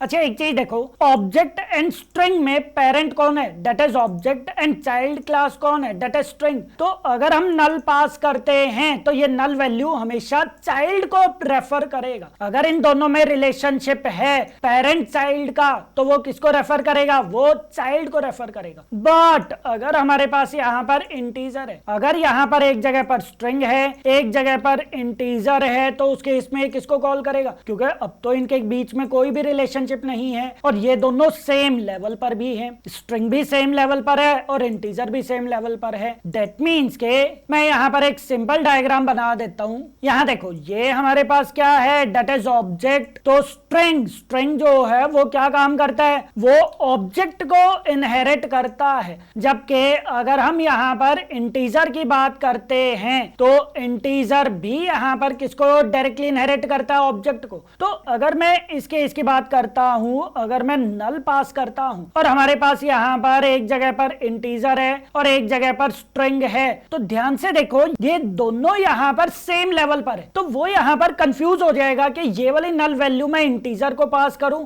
या फिर मैं स्ट्रिंग को पास करूं, वो यहाँ पर कंफ्यूज हो जाएगा। बट अगर मैं यहाँ पर इंटीजर की जगह पर प्रोवाइड कर देता हूं डेट इज ऑब्जेक्ट, ध्यान से देखो अगर मैं यहाँ पर पास कर देता हूं डेट इज ऑब्जेक्ट, तो फिर ये जो नल वैल्यू है ये स्ट्रिंग के अंदर पास हो जाएगी, क्योंकि पहले वो प्रेफरेंस किसको देगा, इसको प्रेफरेंस देगा। पॉइंट क्लियर है। तो ध्यान रखना अगर हम इस टाइप से पास करते हैं वैल्यूज को तो वो यहाँ पर कंपाइल टाइम एरर प्रोवाइड कर देगा, that is ambiguous method call. जबकि अगर हमारे पास एक जगह पर स्ट्रिंग है और एक जगह पर इंटीजर है तो उस केस में वो स्ट्रिंग वाले को पहले प्रेफरेंस देगा। तो ये देखो वो पहले प्रेफरेंस देगा। इसके लिए मैं सिंपल एक स्टेटमेंट लिख सकता हूं, that is during method overloading the compiler always chooses the most specific applicable method, वो सबसे एप्लीकेबल मेथड को चूज करेगा। और अगर हमारे पास सब क्लास है, that is if a method has parent reference as parameter then it will choose child reference type method. फिर वो किसको चूज करेगा, वो उस मेथड को चूज करेगा जिसके इसमें चाइल्ड वो रेफरेंस है। क्लियर है चीज। तो आप यहाँ पर थोड़ा सा इसको स्पेसिफिक लिख दो, that is if one method has parent reference as parameter and another method has child as reference, then it will choose the child reference type method। Point clear हुआ ये चीज। ओके तो ये बहुत इंपॉर्टेंट स्टेटमेंट है जो आप लोगों को ध्यान रखनी है कि इस केस में वो इस वाले मेथड को कॉल करेगा, वो इस वाले मेथड को कॉल नहीं करेगा, क्योंकि नल को वो किसको रेफरेंस प्रोवाइड करेगा, इसको वो रेफरेंस प्रोवाइड करेगा।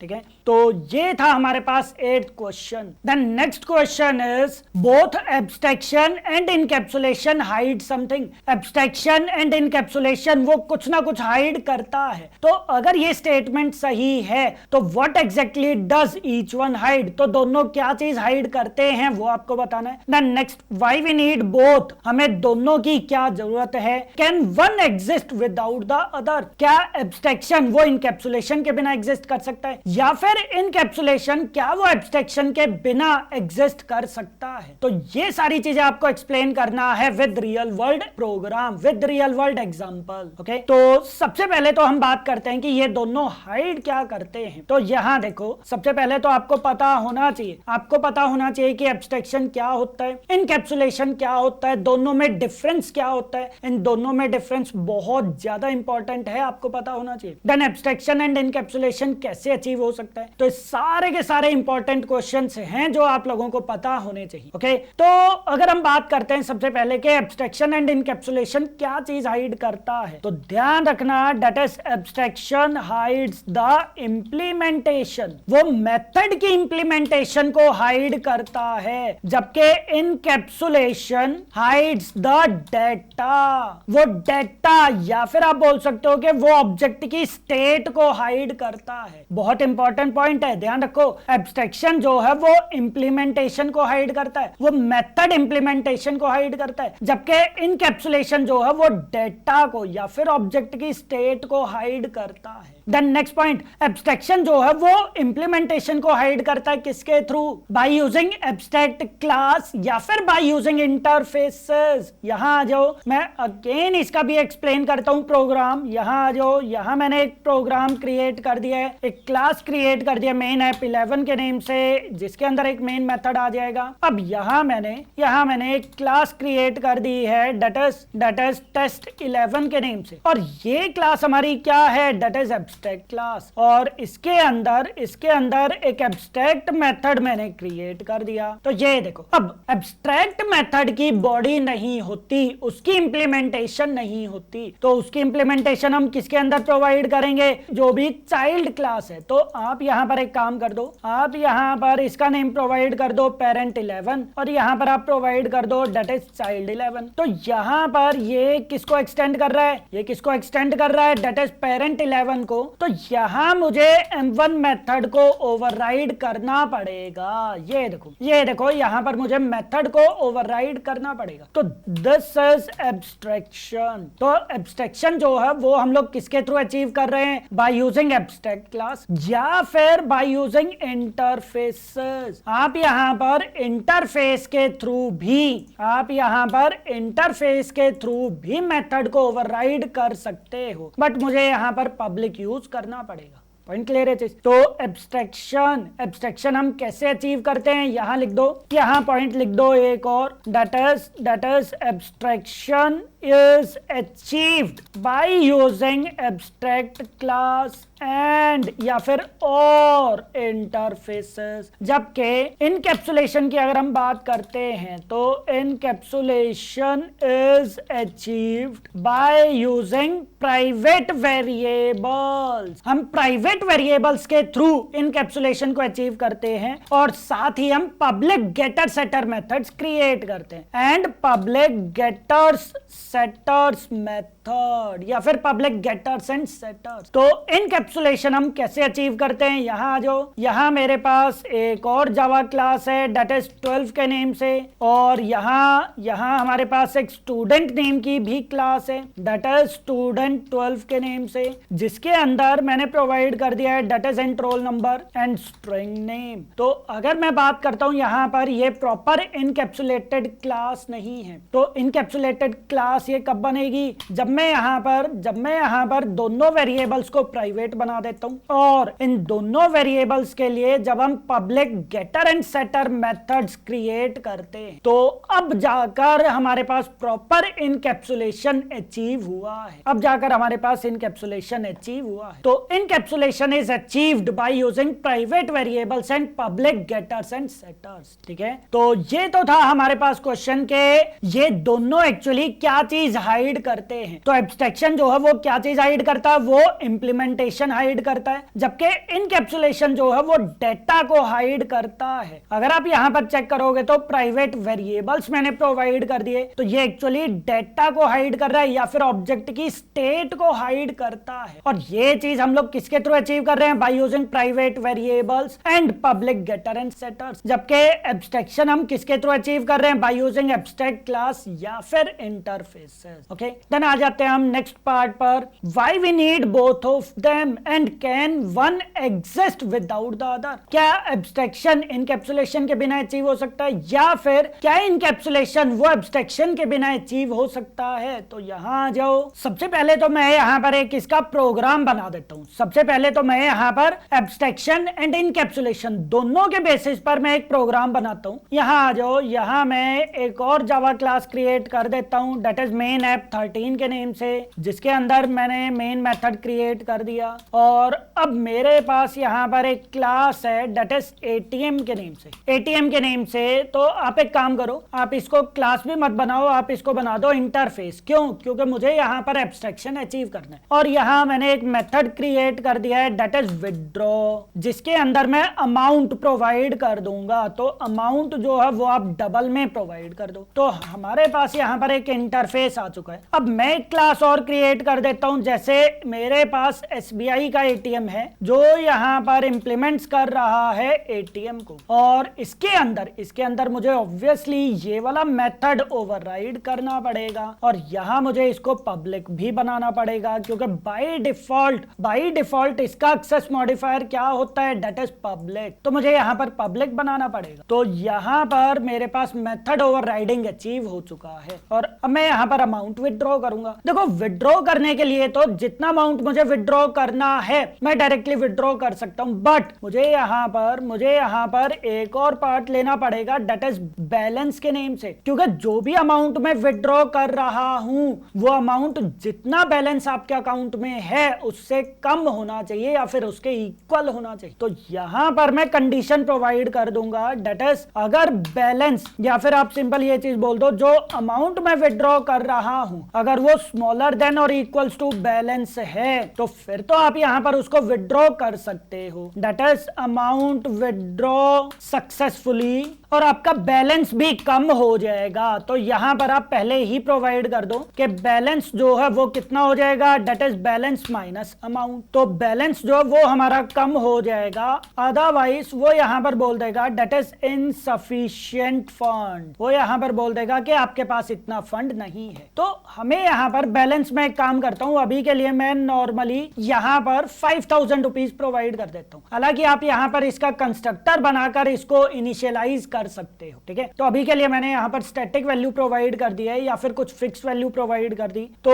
अब हम यहां पर चेक करते हैं, दैट इज ATM का मैं रेफरेंस क्रिएट करूंगा और मैं यहां पर ऑब्जेक्ट किसका प्रोवाइड करूंगा, दैट इज SBI ATM, और फिर मैं यहां पर उस ऑब्जेक्ट के थ्रू विड्रॉ करूंगा अमाउंट। जैसे मुझे यहां पर 2000 रुपीज जो है वो विड्रॉ करने हैं। तो अगर आप यहां पर ध्यान से देखोगे तो 2000 रुपीज जो है वो विड्रॉ हो जाएंगे, और आप चाहो तो यहां पर एक और मेथड क्रिएट कर दो, that is public double get balance के नेम से, पब्लिक डबल गेट बैलेंस के नेम से, जो यहां पर रिटर्न कर देगा बैलेंस। तो जैसे ही अमाउंट आपका विड्रॉ होता है आप यहां पर गेट बैलेंस मेथड को कॉल कर लो। तो अगेन आप रन करो, ये यहां पर बैलेंस प्रिंट नहीं कर रहा, तो ऑब्वियसली मुझे यहां पर उसको प्रिंट करना पड़ेगा। तो बैलेंसेस आप यहां पर प्रोवाइड कर दो, that is your balances this one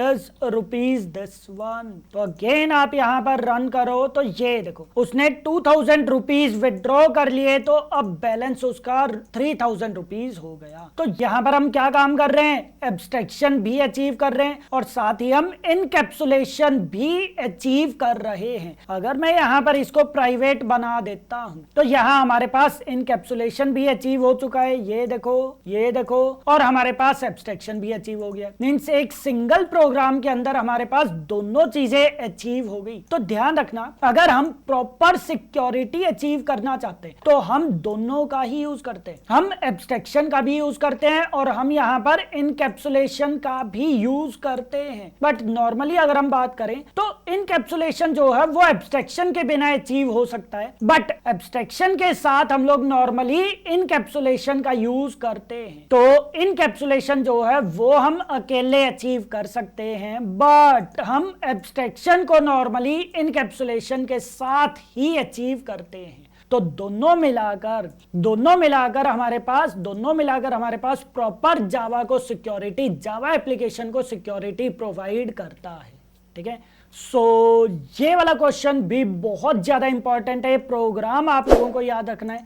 तो प्रोग्राम के थ्रू ही आप लोग ये वाला क्वेश्चन एक्सप्लेन करोगे, ओके, ठीक है। और अब हम आ जाते हैं लास्ट क्वेश्चन पर, can an abstract class have constructor, क्या एब्स्ट्रैक्ट क्लास के अंदर कंस्ट्रक्टर हो सकता है, और अगर हो सकता है तो फिर उसका यूज क्या है, क्योंकि हम एब्स्ट्रैक्ट क्लास का ऑब्जेक्ट तो क्रिएट कर नहीं सकते। तो फिर अगर आप उसके अंदर कंस्ट्रक्टर क्रिएट करते हो तो फिर उसका यूज क्या रहेगा। तो पहले तो आप ये चीज देखो कि क्या हम एब्स्ट्रैक्ट क्लास के अंदर कंस्ट्रक्टर क्रिएट कर सकते हैं। पहले तो आप इसी का प्रोग्राम देखो, यहाँ जो मैं यहाँ पर अंदर एक और जावा क्लास क्रिएट कर देता हूं, डेट इज मेन ऐप 14 के नेम से, जिसके अंदर मैंने एक मेन मेथड क्रिएट कर दिया। और मेरे पास यहाँ पर एक एब्स्ट्रैक्ट क्लास है, that is abstract class test 14 के नेम से, जिसके अंदर आप मेथड बनाओ ना बनाओ वो बात की बात है, बट मैं यहाँ पर एक कंस्ट्रक्टर क्रिएट कर देता हूं। तो यहाँ मैंने प्रिंट करवा दिया है, that is abstract class constructor. तो अगर आप अभी चेक कर रहे हो तो यहां पर ये एरर प्रोवाइड नहीं कर रहा। दैट मींस के हम एब्स्ट्रैक्ट क्लास के अंदर कंस्ट्रक्टर क्रिएट कर सकते हैं, वो कोई भी एरर प्रोवाइड नहीं करता। बट अब यहां पर उसका यूज क्या है, क्योंकि एब्स्ट्रैक्ट क्लास का हम ऑब्जेक्ट तो क्रिएट कर नहीं सकते, क्योंकि यहां देखो अगर ये एब्स्ट्रैक्ट क्लास नहीं है तो यहां पर टेस्ट 14 क्लास का मैं एक ऑब्जेक्ट क्रिएट करूंगा। यहां जो मैंने यहां पर टेस्ट 14 क्लास का ऑब्जेक्ट क्रिएट कर दिया तो ऑटोमेटिकली कंस्ट्रक्टर जो है वो चीज कॉल हो जाता है, ये देखो। बट अगर हमारे पास ये क्लास एब्स्ट्रैक्ट है तो फिर मैं ऑब्जेक्ट क्रिएट नहीं कर सकता। तो जब मैं इसका ऑब्जेक्ट क्रिएट नहीं कर सकता तो फिर एक्चुअली ये वाला कंस्ट्रक्टर कॉल कैसे होगा, और कॉल हो भी गया तो फिर इसका यूज क्या है। आप यहां पर रन करो तो ये देखो वो कुछ भी प्रोवाइड नहीं कर रहा। तो इसका यूज क्या है, प्लस हम इसे कॉल कैसे कर सकते हैं। तो सबसे पहले तो हम यही चीज बात करते हैं कि इसको कॉल कैसे करते हैं। ध्यान रखना ये जो कंस्ट्रक्टर है ये ऑटोमेटिकली कॉल हो जाएगा जब हम यहां पर चाइल्ड क्लास को कॉल करते हैं। तो मान लो मेरे पास यहां पर AAA14 के नेम से एक जावा क्लास है, ठीक है, एक सिंपल क्लास है जो यहां पर एक्सटेंड्स कर रहा है टेस्ट 14 को। और यहां पर मैंने कंस्ट्रक्टर क्रिएट कर दिया, तो AAA कंस्ट्रक्टर।